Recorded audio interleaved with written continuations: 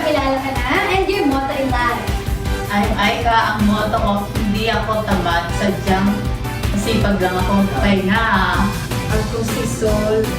Time is gold when watching ball.